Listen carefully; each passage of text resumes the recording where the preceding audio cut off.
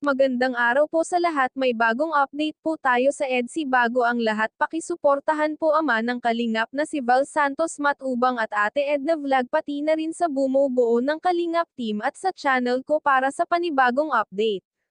Napanood natin ang umaapaw na blessing ni VNC. Di mo akalaing ganun karami ang kanyang matatanggap kahit ang mga Kalingap ay di makapaniwala sa mga ibinigay ng sponsor ni VNC. Deserve niya naman ang mga iyon. Napag-alaman nga natin na may bagong pinagkabibisihan si VNC. Bukod sa pag-aaral, nagkaroon ito ng negosyo para naman hindi masayang ang binibigay na tulong sa kanya. Nakakahanga naman dahil naisipan nilang palaguin ang pera para hindi ito mahirapan at hindi umasa sa Kalingap.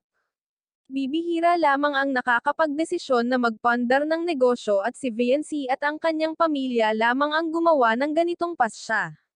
Napagpayahan ni VNC na magbantay para makatulong sa kanyang pamilya. Napakabait na tao niya kaya maraming nagmamahal sa kanya.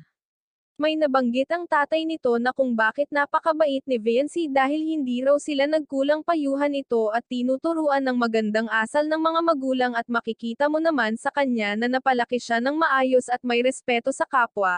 Gayunpaman pinagsabihan si VNC ng kanyang ama na huwag niya biguin at sirain ang tiwala ni Kuya Rab dahil utang na loob nila sa mga Kalingap kung paano sila nakaahon sa hirap. Napag-alaman nating sobrang pagmamahal ng magulang niya sa kanya at napalaki ng maayos. Kahit may pera na ito, gumagawa pa rin siya ng pagkakaabalahang hanap buhay. Sa pagpapakilig ng EDSI ay may kakaibang tingin si VNC kay Edo, siguradong magbubunga na ang pagpupunta ni Edo sa bahay nila.